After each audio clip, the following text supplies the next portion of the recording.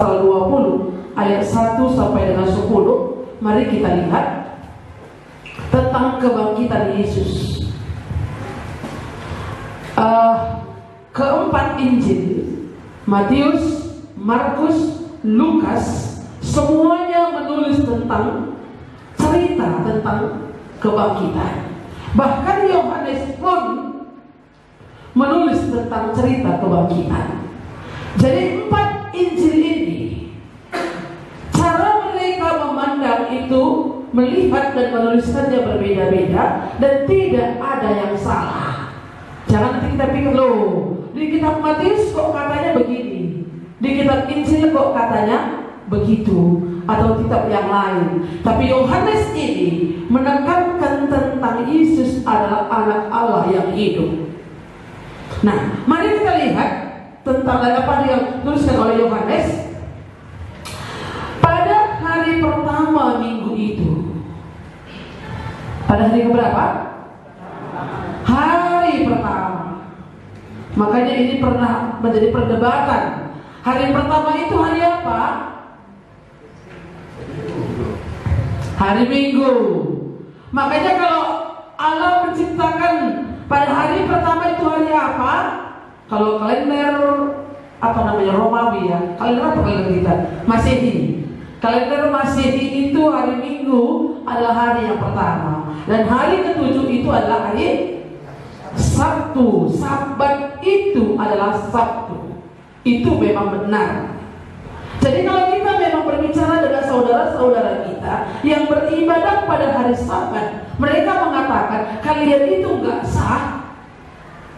Ya, artinya di sana bagaimana kesepakatan orang-orang Kristen sejak pengikut Yesus, saya katakan pengikut Yesus, sejak Yesus bangkit dari antara orang mati, sudah menjadi ketetapan bahwa mereka yang mengikut Yesus itu beribadah pada hari Minggu. Iya. Jadi pada hari Minggu pertama, pada hari pertama Minggu itu, pagi-pagi benar, ketika hari masih gelap, pergilah Maria Magdalena ke kubur itu, dan ia melihat bahwa batu telah diambil dari kubur. Iya.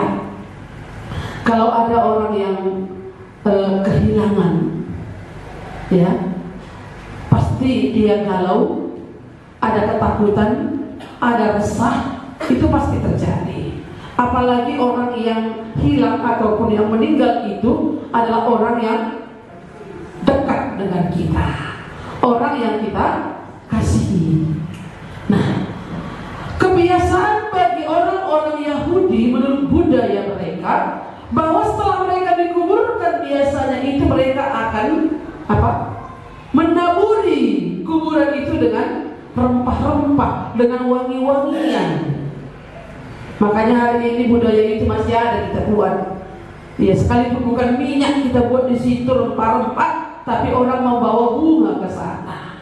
Budaya itu masih dilakukan sampai dengan hari ini. Nah, pada hari pertama minggu itu pagi-pagi benar, ketika masih gelap, pergilah Maria Magdalena ke kubur itu, dan ia melihat bahwa batu telah diambil dari batu itu. Kenapa gak besoknya? Kenapa gak besoknya Maria ataupun murid-murid yang lain, kerabat, datang ke kubur Yesus untuk menaburi rempah-rempah itu? Kenapa? Hari apa dia mati? Hari apa dia dikuburkan? Hari Jumat. Ya.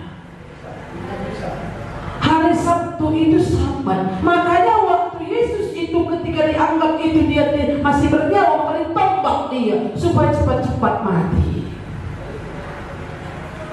Itu yang dialami oleh Tuhan Yesus. Kematiannya pun dipaksakan supaya cepat-cepat mati, supaya tidak lewat Sabat. Karena kalau sudah jam 6 nanti tidak boleh lagi menguburkan orang mati. Maka diusahakan supaya tidak sampai kepada batas waktunya itu. Itulah mereka taatnya kepada undang-undang.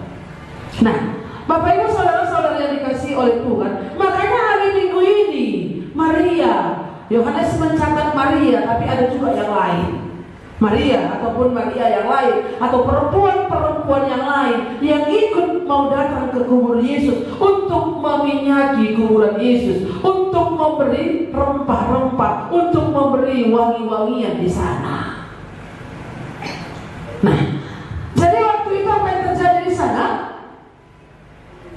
Batu telah, karena kuburan orang Yahudi itu bukan kayak kuburan kita digali.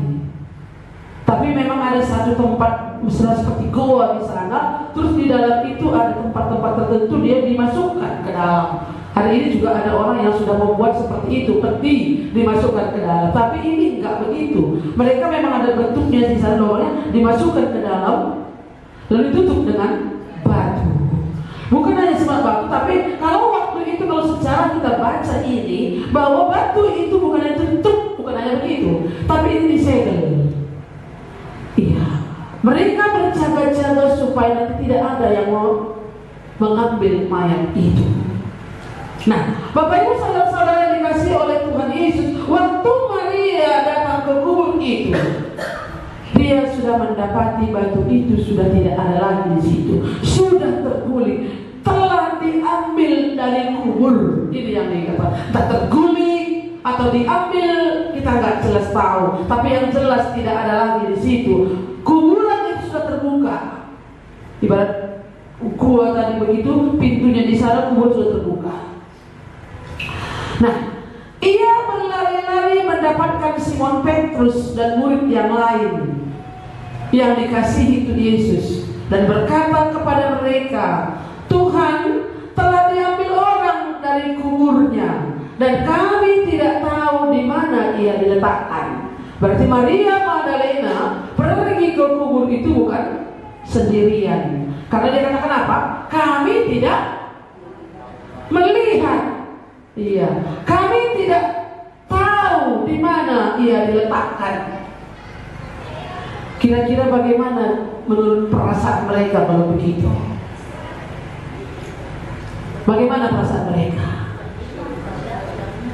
Iya, bagaimana kira-kira keterangan mereka ini ketika mereka tahu Yesus tidak ada lagi dalam kuburan? Semakin sedih.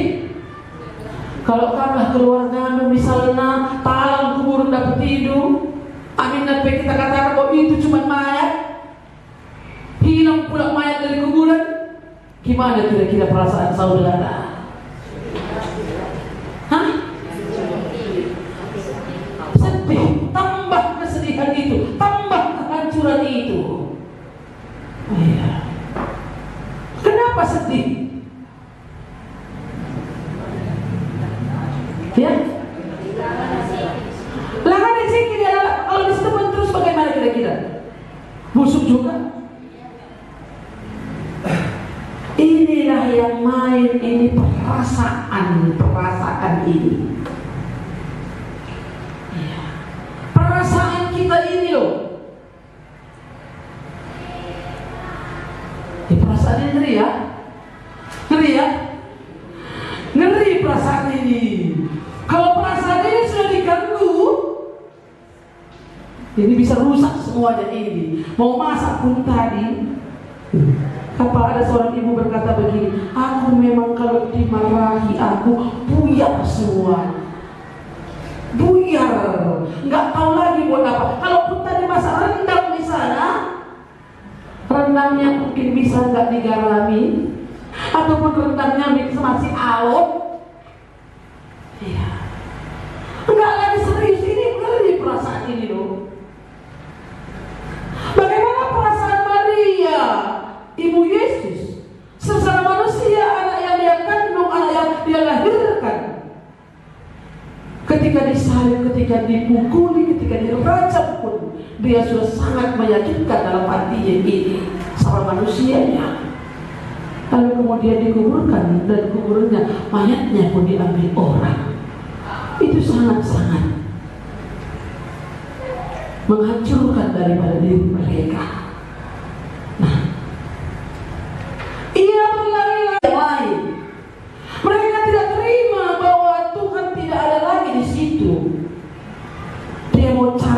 saudaranya yang lain, Simon Petrus bersama dengan yang lain, ayo ke sana, guru, Tuhan sudah diambil orang.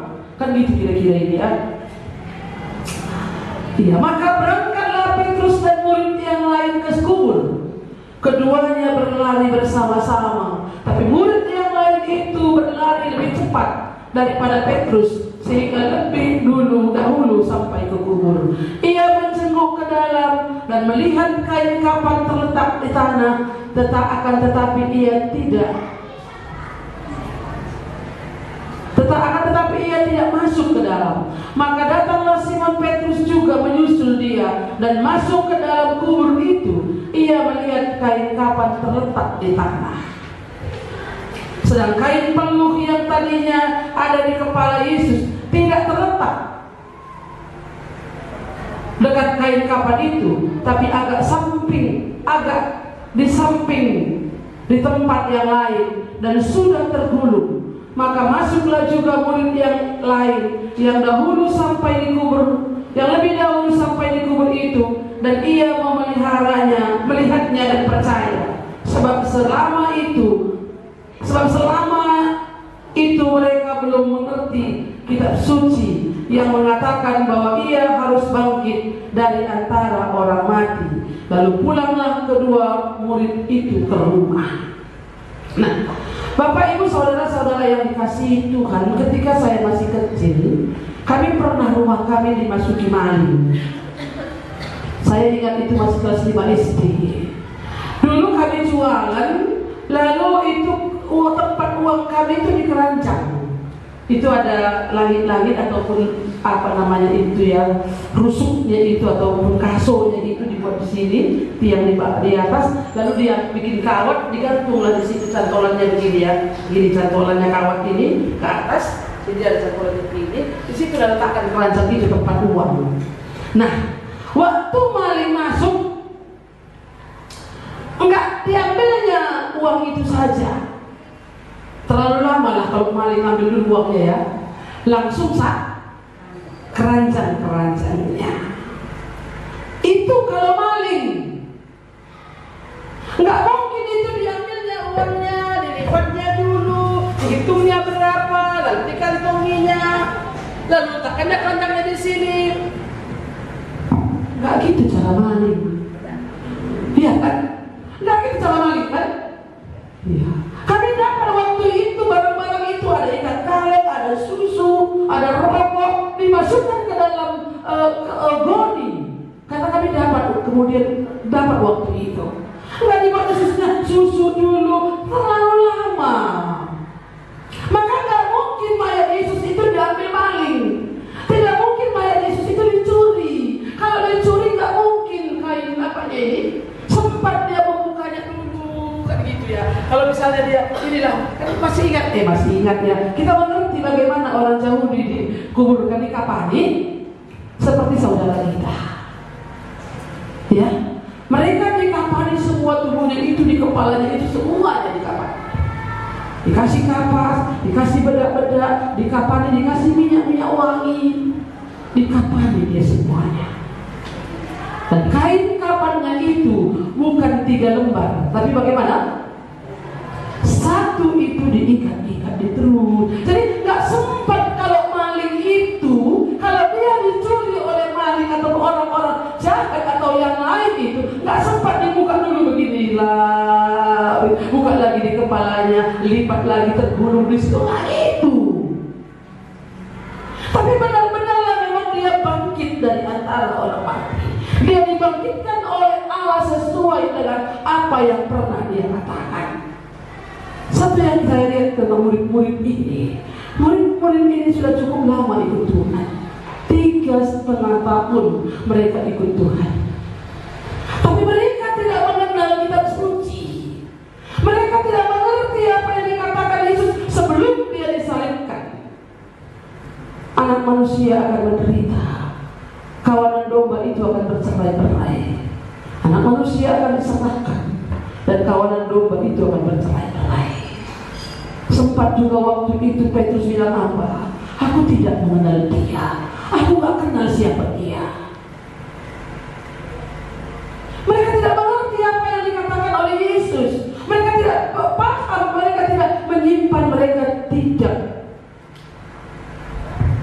mempercayai, saya katakan bukan tidak mempercayai, tapi mereka tidak memahami apa yang dikatakan Yesus pada waktu itu. Selama dia masih hidup, pada semua kejadian ini sebenarnya Tuhan sudah katakan kepada murid-murid itu. Kalau bagian yang lain, coba kita lihat dalam Matius pasal yang ke-24. Mari kita lihat.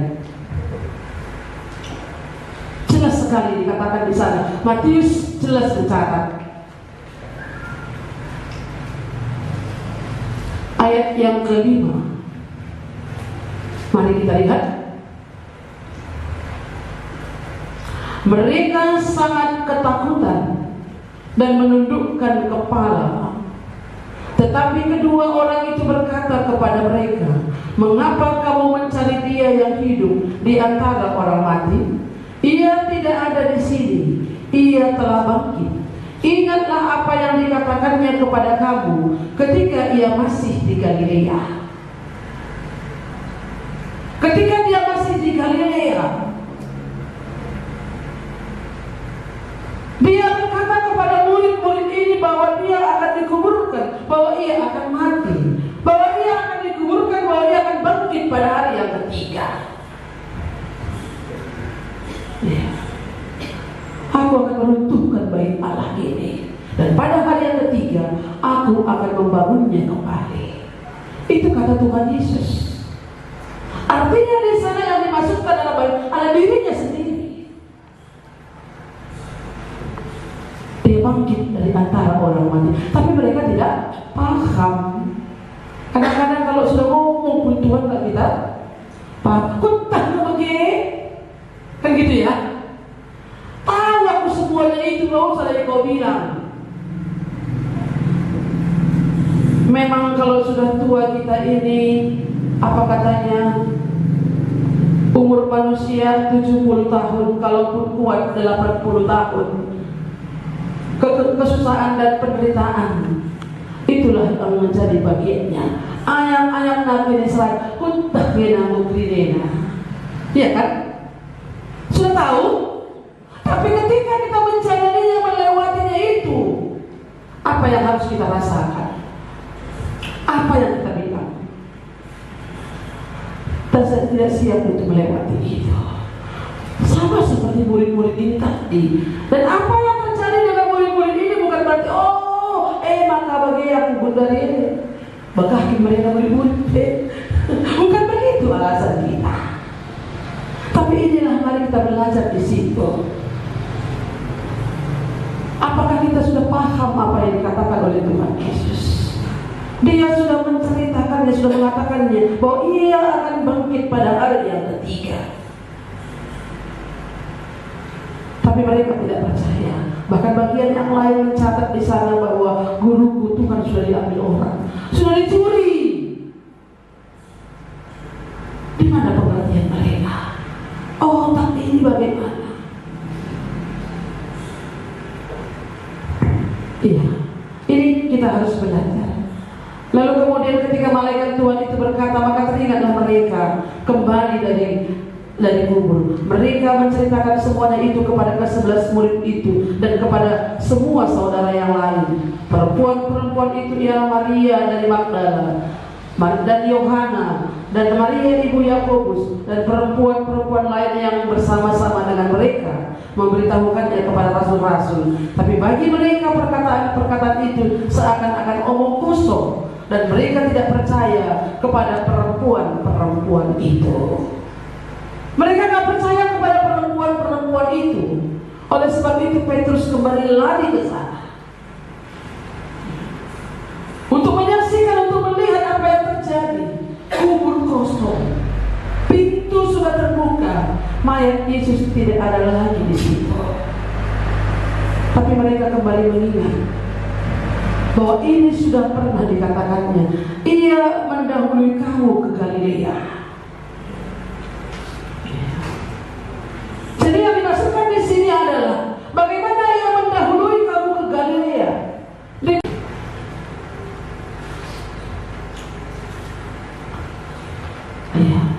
Ada jelas di sana mengapa Yesus bangkit pada hari ketiga. Kalau menurut orang Yahudi, ada mereka mengenal istilah mati suri. Tahu mati suri? Iya, saya nggak tahu apakah itu merupakan satu apa bagi mereka ya, satu tradisi bagi mereka untuk tidak menguburkan mayat setelah mereka meninggal. Jarang sekali orang Yahudi menguburkan orang meninggal setelah meninggal 1 hari, jarang sekali. Mirip orang Batak. Apakah harapan mereka belum yakin benar mereka akan mati? Ya. Jadi waktu itu Yesus itu bangkit pada hari yang ketiga itu, jelas dia sudah mati. Turun ke dalam kerajaan maut, melintasi kerajaan maut. Kalau Petrus mencatat bisa dia memberitakan Injil kepada orang-orang mati. Itu lain kali kita bahas. Tapi yang jelas di sana bahwa dia melintasi kematian. Artinya apa? Bahwa dia melintasi kematian itu, bahwa sesungguhnya manusia itu akan melintasi kematian itu. Tapi dia bangkit pada hari yang ketiga, menunjukkan bahwa setiap orang yang percaya juga pasti akan bangkit. Yesus mati di kayu salib untuk membayar lunas hutang dosa kita. Dia dikuburkan itu untuk menjalani hukuman yang seharusnya, kematian yang harus memang dibayar oleh karena kematian.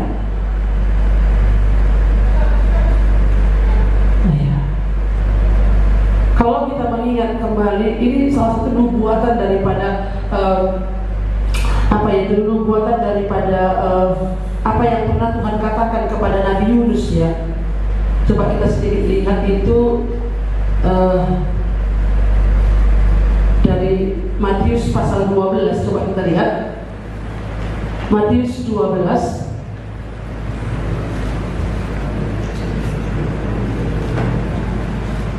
ayat yang ke-39.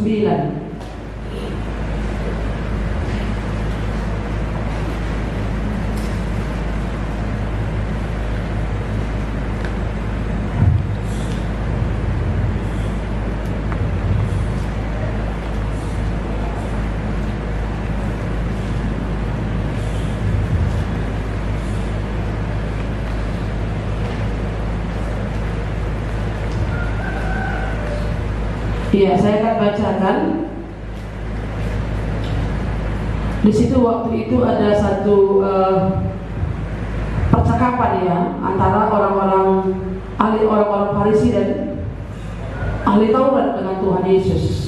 Pada waktu itu berkatalah beberapa ahli Taurat dan orang Farisi kepada Yesus, "Guru, kami ingin melihat suatu tanda daripadamu."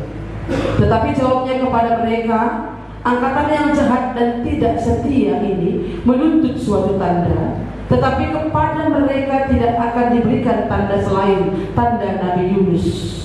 Sebab seperti Yunus tinggal dalam perut ikan 3 hari 3 malam, demikian juga anak manusia akan tinggal dalam rahim bumi 3 hari 3 malam." Jadi menggenapkan apa yang dikatakan oleh Tuhan Yesus ini, Yesus 3 hari 3 malam, dia 3 hari dalam perut bumi. Sama seperti Yunus 3 hari dalam perut ikan. Artinya apa? Kalau dulu Yunus disuruh pergi ke Niniwe, Yunus itu sebenarnya tidak ada banyak tanda mujizat yang dilakukan oleh Tuhan Yesus di Niniwe, oleh Yunus di Niniwe. Yunus hanya dipanggil untuk memberitakan Injil ke Niniwe, tapi kemudian dia tidak mau. Dia memberontak, dia lari ke Tarsus. Hingga dalam perjalanan itu dia ditelan oleh ikan besar. Selama 3 hari dia di dalam perut ikan itu. Setelah Yunus ini berseru kepada Tuhan, lalu setelah itu dia berangkat ke Niniwe. Orang Niniwe bertobat. Apa kata Yunus di sana? 40 hari lagi negeri ini akan ditunggang balikan. Bertobat orang Niniwe, bertobat. Tidak begitu banyak mujizat yang dilakukan, bahkan hampir pun tidak ada. Mungkin orang-orang Niniwe ini juga nggak tahu kalau Yunus itu sudah masuk dalam perut dimuntahkan. Nggak tahu di mereka. Tapi orang Niniwe itu yang begitu jahat, mereka bertobat setelah perkataan Yesus. Maka orang-orang Farisi dan orang ahli-ahli Taurat yang mengenal kitab suci ini tadi, apa kata Yesus? Kamu tidak akan melihat tanda, tetapi kepada mereka tidak akan diberikan tanda selain tanda Nabi Yunus. Artinya bagaimana Yunus dalam perut ikan itu, bagaimana dia menderita, bagaimana dia dimuntahkan, dan kemudian dia bertobat. Orang Niniwe itu bertobat, tapi ahli-ahli Taurat dan orang-orang Farisi juga tidak bertobat, sekalipun sudah banyak melihat tanda-tanda yang Yesus lakukan. Bagaimana Yesus membangkitkan orang mati, bagaimana Yesus memberi makan 5.000 orang, bagaimana Yesus itu membuat itu orang yang lumpuh bisa berjalan dan lain sebagainya itu. Toh mereka juga tidak bertobat. Jadi kalau kita lihat di sini tadi bahwa Yesus masuk dalam perut ikan itu adalah merupakan penggenapan firman Tuhan. Kalau dulu dia pernah berkata kepada ahli-ahli Taurat dan orang Farisi bahwa Yesus itu akan berada dalam perut bumi selama 3 hari, itu digenapi supaya mereka bisa melihat di sana benar dulu apa yang dikatakan oleh Tuhan Yesus itu. Saudara-saudara yang dikasihi oleh Tuhan, seringkali kita sudah mendengar firman Tuhan, seringkali sudah mendengar apa yang Tuhan katakan dalam hidup kita, tapi kita memberontak, kita nggak percaya. Kalau saya simak tadi apa yang dikatakan ini, kan Tuhan katakan mati adalah keuntungan. Jika Tuhan masih membiarkan aku hidup di bumi ini, berarti aku hidup memberi buah. Kalau bibi terus berpikir bahwa 100 kala mertoto muna anak mudai, sadar lagi yang tinggal begini Tuhan menggelung anak mudai. Sama seperti Marta dan Maria, apa katanya? Ada jiran dari kaum Tuhan, lama mati Tuhan mudai. Kan itu kata Maria dan Marta. Kalau tadi kau di situ saudaraku itu tidak akan mati. Kalau adi bagi mindai. Apa bedanya dengan orang yang penyair lagu kau itu? Adi banyak mindai aku, terus kali-kali itu. Adi bagi adalah tentang gelap. Bukankah firman Tuhan sudah berbicara kepada kita? Bukankah Tuhan sudah berbicara kepada murid-murid? Aku akan mendahului kamu ke Galilea. Anak manusia akan disempatkan, dan kawanan domba itu akan bercerai-berai. Bahwa bait Allah itu diruntuhkan dalam tempo 3 hari, aku akan membangunnya kembali. Hanya kadang-kadang memang kita nggak peka dengan firman Tuhan, nggak peka dengan suara Tuhan. Yesus bangkit untuk apa? Yesus bangkit untuk memberi kehidupan. Yesus bangkit itu mengalahkan kuasa maut. Bahwa maut tidak berkuasa menahan dia, karena dia adalah Tuhan. Ini yang harus kita memahami. Murid-murid gak paham waktu itu. Mereka bilang, guru kita dicuri orang. Ini perasaan, pikiran manusia yang dibawa di sana. Mereka gak kembali kepada kitab suci. Maka saya sering kali katakan bahwa kadang-kadang perasaan kita ini membuat kita hancur, membuat kita rusak. Sedikit masalah udah galau, sakit kita udah ngapain lagi lah kalau aku begini, datang si geledai, matikan baru katanya kan. Iya, itu yang akan terjadi. Perasaan kita diganggu sehingga kita tidak lagi berbuat apapun, merasa diri paling malang dengan situasi yang ada hari ini. Gua lagi pagi kita ini. Iya, gua lagi pagi aku ini. Ini yang perlu kita tekan. Kadang-kadang kita memberi pengharapan kepada orang lain. Memang perlu berhikmat ya, sangat perlu berhikmat. Orang sudah tahu sekarat, ya mahal kan naikin beda kita. Lah mahal kecewa ya bang.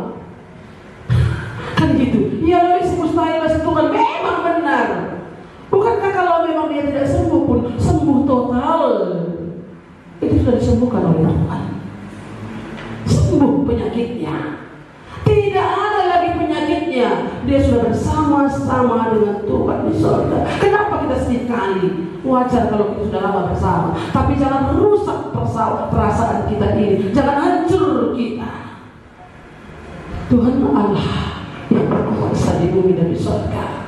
Tapi kalau perasaan kita main, murid-murid ini galau, murid-murid ini takut. Waktu ketemu malaikat dia takut. Waktu bilang malaikat seperti kurang percaya. Sekalipun sudah melihat kain kapan di situ tinggal, sekalipun sudah kain peluhnya itu sudah tergulung di situ. Iya, kalau terikut mungkin. Karena nggak ada pencuri, dibukanya dulu semua, lalu telanjang dibawanya mayat Yesus, nggak mungkin seperti itu. Untuk apanya? Tapi inilah kalau pikiran ini sudah dikacaukan oleh situasi yang ada. Mungkin bukan kegelapan, mungkin bukan iblis, tapi situasi yang ada itu membuat kita dikacaukan semuanya, sehingga lain kita siangkan. Suami dan istri pun bisa nggak siangkan lagi. Tapi kalau kita mengingat kembali apa yang Tuhan katakan, kalau murid-murid mengingat kembali apa yang Tuhan katakan sebelum dia mati, sebelum dia ditangkap, penderitaan itu, ada masa-masa penderitaan itu, dia bersama-sama dengan murid-murid menceritakan tentang kematiannya, penderitaannya itu, sampai kepada kebangkitannya. Apalagi kita hari ini dong, ada kitab suci yang harus kita baca tentang kematian Tuhan Yesus itu. Kebangkitan Tuhan Yesus itu menjamin bahwa kita yang percaya pun akan mengalami kebangkitan.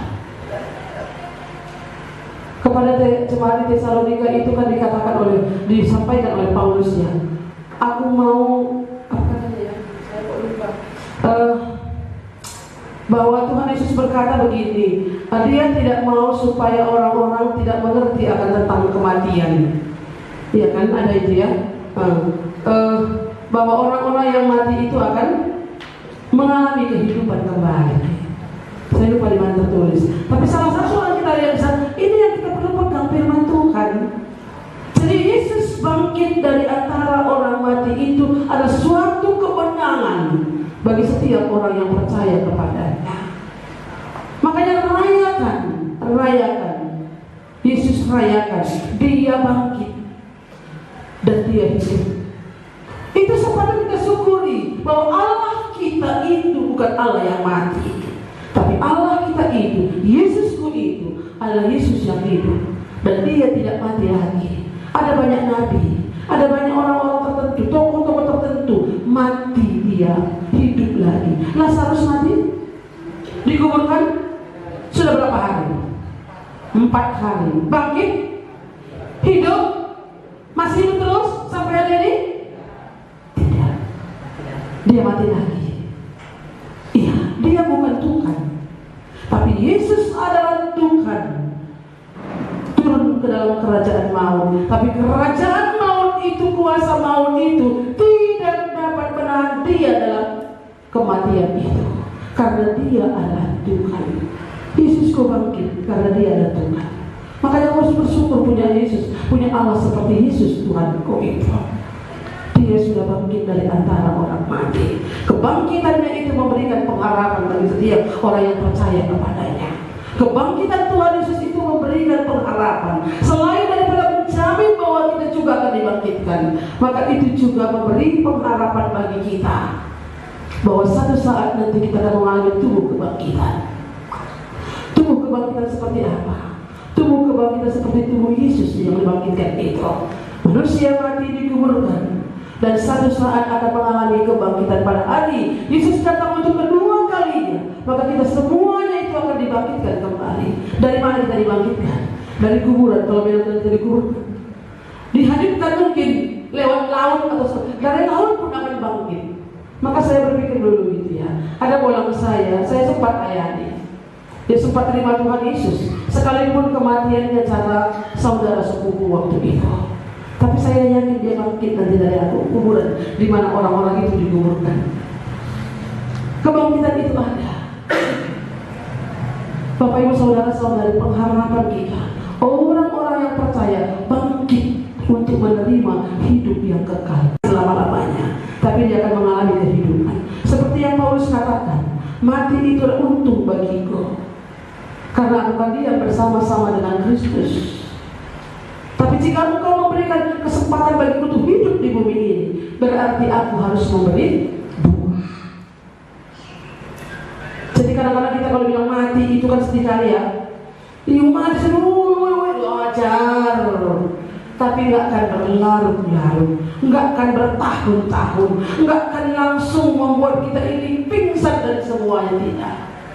Mari kita menyadari akan hal ini, belajar menghormati keputusan Tuhan. Hari Jumat yang lalu saya telepon Bapak David. Bagaimana kondisi Bapak David itu? Penyakit apa yang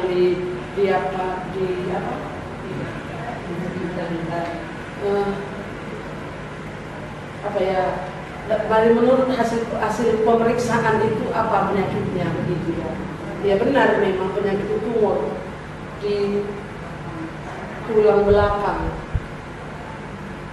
otaknya. Dan waktu ini pula kan penyempitan di tulang belakang otak waktu itu dokter umum. Tapi hari ini setelah jelas memang, dan mereka sedang diskusi antara dokter saraf dengan dokter dokter bedah. Iya. Tapi dia tetap berkata, buangi dari aku ini. Malam dia berdalam. Si istri mencari malam ini. Maka kita memang harus tutupan. Kita memang bisa kita mati saya terutama makamnya malam. Malam belum tangkap. Iya. Mari kita belajar sebagai orang percaya. Sembuh itu ada dua. Siap atau tidak siap, sembuh itu ada dua. Tapi kalau kita mengerti, percaya akan kuasa kebangkitan, sembuh di dalam Kristus itu, kalaupun dia pergi, yang penting imannya itu jelas, supaya nanti pada masa kebangkitan itu dia bersama-sama dengan Tuhan di surga. Ini adalah merupakan ucapan syukur yang paling besar. Kalau orang mau begitu kan sama dia tidur ke bapakku dulu, ketemu sampai rumah, katanya kan mati. Gak tahu kita. Tapi kalau memang masih ada kesempatan yang Tuhan beri, kita harus memimpin orang itu tentang bagaimana percaya kepada Tuhan Yesus. Jangan nanti sama seperti murid-murid ini. Yesus bangkit dibilang apa? Dicuri orang. Mereka tak mengerti kita suci. Kita yang sudah percaya, kita sudah ikut Tuhan, yang sudah belajar firman Tuhan, harus mengerti kebenaran firman Tuhan. Kalau aku mati, kemana nanti aku? Kita harus mengerti kebenaran firman Tuhan, bagaimana harus hidup sebenarnya menurut Tuhan. Jangan main perasaan kita itu terus. Murid-murid, tapi satu yang saya lihat dari di sini pasal 20 itu tadi, ada yang percaya loh. Ini di tempat lain tidak dituliskan ini. Di Injil yang lain maksud saya. Ayat 8. Maka masuklah juga murid yang lain, yang lebih dahulu sampai di kubur itu. Berarti yang paling cepat larinya tadi ya. Kan Petrus lari, tapi ada yang lebih cepat. Iya. Sebab selama itu mereka belum mengerti istilah kitab suci yang mengatakan bahwa ia harus bangkit dari antara orang mati. Ada di antara mereka yang percaya. Sekalipun pada waktu itu ada yang masih ragu, tapi ada yang percaya akan apa yang pernah dikatakannya itu, bahwa selama ini mereka belum mengerti kitab suci yang mengatakan bahwa ia harus bangkit dari antara orang mati. Lalu pulanglah kedua murid itu ke rumah. Satu yang saya lihat adalah bahwa ketika Yesus bangkit dari antara orang mati, mereka sudah mulai berkumpul menanti-nantikan janji Tuhan, bahwa Tuhan menemui mereka ketika mereka dalam satu rumah. Dan kemudian ketika Yesus naik ke surga, Roh Kudus turun. Murid-murid ini tidak gentar lagi. Murid-murid ini dengan sungguh-sungguh pergi memberitakan Injil. Sekalipun ada penganiayaan di Yerusalem, mereka pergi untuk memberitakan Injil. Mereka dipakai oleh Tuhan. Mari kita mengingat Bapak Ibu, murid-murid ini sekalipun mereka gentar dan takut, tapi ada masa-masa dalam hidup mereka itu mereka bangkit. Setelah Yesus bangkit dari antara orang mati, setelah Yesus tidak bersama-sama dengan mereka, iman mereka semakin diteguhkan. Mereka mengingat akan perkataan Tuhan, mereka mengingat akan janji Tuhan, mereka akan mengingat perintah Tuhan. Apalagi sebelum dia naik ke surga, dia bilang apa? Pergilah, jadikanlah semua bangsa muridku. Itu kata Tuhan Yesus. Maka kebangkitan ini memberi pengharapan Kebangkitan Yesus memberikan pengharapan bagi kita bahwa kita yang percaya kepadanya akan memiliki kebangkitan dan hidup yang kekal bersama-sama dengan Tuhan Yesus. Maka mari yang perlu kita pegang apa? Bukan situasi yang ada ini kita selalu membuat kita resah dan gelisah, tapi membuat kita ini bangkit, berdiri dan terus maju. Ada perkataan Tuhan. Maka hubungan pribadi dengan Tuhan, apa yang Tuhan katakan kepada kita, inilah yang membuat kita melangkah maju.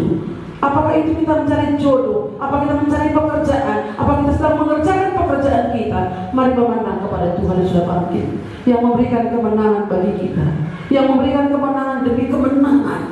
Oleh karena firman Tuhan kita bisa menang, bukan karena kekuatan kita, enggak, bukan karena doa. Memang doa itu walaupun benar besar kuasanya, tapi oleh karena firman Tuhan ini menguasai hidup kita, itu yang membuat kita tegak berdiri dalam iman. Doa bisa betul, doa itu setengah dari kemenangan. Oke, benar. Doa orang benar itu besar kuasanya, iya benar. Tapi yang sesungguhnya menguasai hidup kita itu adalah firman Tuhan itu menjadi makanan. Kalau sudah dimakan bagaimana? Dia sudah menyatu dengan diri kita, maka makanan itu akan memiliki apa namanya itu, reaksi. Kalau kita sudah makan, reaksinya kenyang. Kalau kita minum, reaksinya itu melepaskan dahaga, kita merasa puas. Maka firman Tuhan ini adalah makanan. Seperti kata siapa itu? Yang manis seperti madu? Yeskiel atau Yeremia? Yeskiel ya. Yang manis seperti madu. Iya.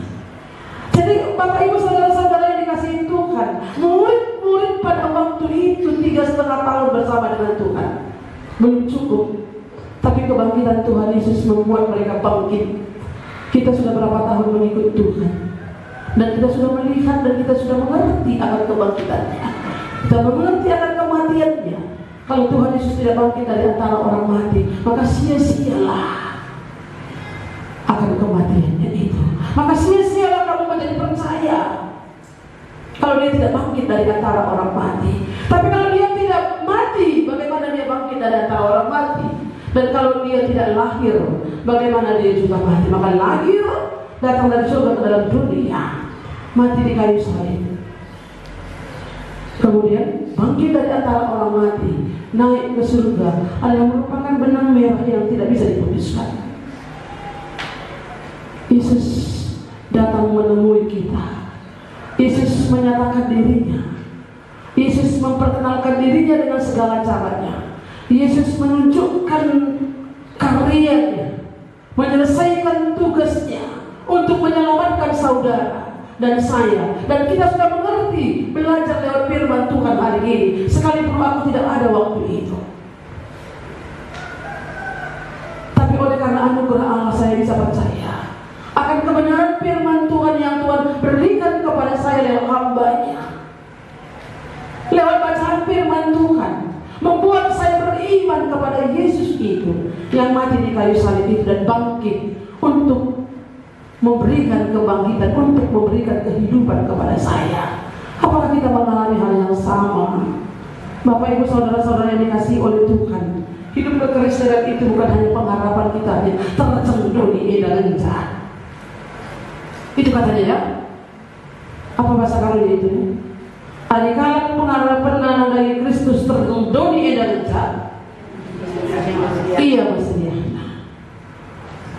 Jikalau kamu menaruh pengharapan kepada Kristus hanya sampai di dunia ini saja, maka engkau yang paling malang. Menaruh pengharapan kepada Tuhan hanya sampai di bumi ini saja, hanya untuk kehidupan di bumi ini saja, tidak sampai kepada kekekalan itu, maka kitalah orang yang paling malang. Makanya pengharapan kita itu bukan hanya sampai di bumi, bukan soal makan dan minum, bukan hanya kekayaan di dunia ini, tapi sampai kepada kekekalan. Makanya Yohanes katakan ulas hari ke-19, bekerjalah bukan untuk makanan yang tidak binasa, bekerjalah bukan untuk makanan yang binasa, tapi bekerjalah untuk makanan yang bertahan sampai kepada kehidupan yang kekal. Apa artinya itu? Bekerjalah untuk Tuhan. Bapak Ibu saudara-saudara dikasihi Tuhan, sekali lagi Kebangkitan Yesus itu memberi kita pengharapan, bukan membuat kita galau, bukan membuat kita kacau. Tapi kalau kita mengingat dia sudah mati bagi dosa-dosaku, dan dia bukan mati saja, tapi dia hidup bangkit. Mari kita bersatu kepadanya. Mari kita bersyukur akan hal ini. Tuhan Yesusku sudah bangkit, dan aku juga akan mengalami kebangkitan. Bukan hanya kebangkitan nanti, tapi hari ini perlu kita bangkit. Bangkit dari keterpurukan kita, bangkit dari masalah-masalah kita, bangkit dari keegoisan kita, bangkit dari segala-galanya, bangkit dari kemalasan kita, bangkit dari pikiran-pikiran yang terkutuk, bangkit daripada kecuekan kita. Tapi mari kita bangkit untuk melihat Tuhan yang sudah mati dan sudah bangkit, yang sudah menyediakan tempat bagiku di surga. Betapa indahnya surga itu yang Tuhan sudah sediakan bagi kita. Sambil menunggu waktu itu, Tuhan mengizinkan kita di bumi ini untuk memberi buah. Mati bagiku adalah untung, kata Paulus. Tapi jika aku harus hidup di bumi ini, berarti aku harus hidup memberi buah. Ada yang harus kukerjakan sebelum Tuhan memanggil hidupku. Entah kita tua, entah kita muda, tidak ada halangan bagi kita untuk bekerja memberi buah. Mari kita berdoa. Tuhan Yesus, terima kasih untuk kesempatan hari ini Kau berikan bagi kami. Kami bersyukur kepada-Mu ya Tuhan. Kami kembali mengingat sejarah bagaimana Engkau bangkit dari antara orang mati. Bagaimana murid-murid pada waktu itu yang bersama-sama dengan Tuhan Yesus, mereka mengalami kegalauan, mereka mengalami kekecewaan, mereka mengalami ketakutan ketika melihat bahwa Engkau sudah tidak ada dari dalam kubur itu. Mereka tidak mengerti kitab suci, mereka tidak mengerti apa yang Tuhan sudah sampaikan. Mereka lupa akan Tuhan, tapi mereka melihat akan situasi itu. Iman mereka kelihatan lewat situasi yang ada, hanya sampai situasi yang ada. Tapi kami bersyukur Tuhan, kalau kami terus membaca sejarah, melihat sejarah apa yang terjadi dengan Yesus yang sudah bangkit dari antara orang mati itu, murid-murid menjadi bangkit untuk pergi memberitakan Injil. Hari ini Tuhan, kami sudah mendengar sejarah itu kembali, bagaimana Yesus sudah bangkit dari antara orang mati, memberi pengharapan kepada kami, supaya kami juga bangkit dari segala keterpurukan kami, bangkit daripada segala kelemahan kami, bangkit daripada kecuekan kami, ketidakpedulian kami. Tuhan, biarlah kami bangkit untuk bangun dan berjalan maju bersama-sama dengan Tuhan. Terima kasih Bapa di surga ini kami sebagaimana kami ada. Tolong kami Tuhan Yesus. Terima kasih Bapa. Terpujilah Engkau Allah kami. Dalam nama Tuhan Yesus kami berdoa dan mengucap syukur. Amin.